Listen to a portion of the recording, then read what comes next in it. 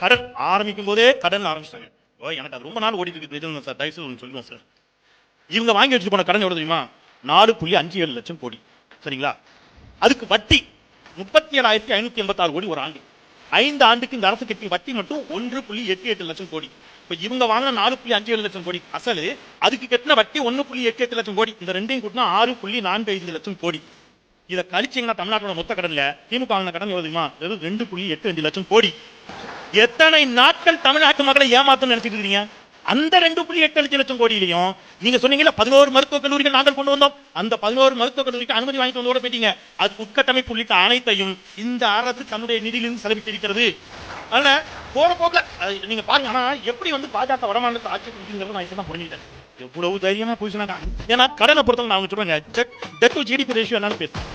அதை எடுத்து பேசுங்க. இன்னைக்கு உத்தர சகோதரி கூட பேசுறாங்க. கடன் ஏங்க 1 லட்சம் ரூபாய் மாச சம்பளம் வாங்குறவனுக்கு 20,000 ரூபாய் கடன் அப்படி வச்சுக்கங்க. 25,000 ரூபாய் மாச சம்பளம் வாங்குறவனுக்கு 20,000 ரூபாய் கடன். இந்த ரெண்டு ஒண்ணா? ரெண்டு வேற வேற. உத்தரப்பிரதேசத்தினுடைய டெட் டு ஜிடிபி ரேஷியோ என்னன்றதை எடுத்து பேசு.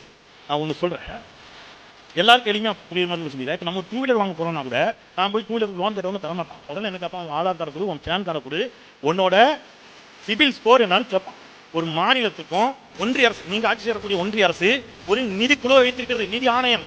அது பரிந்துரைக்கும் ஒரு மாநிலத்துடைய மொத்த வரவு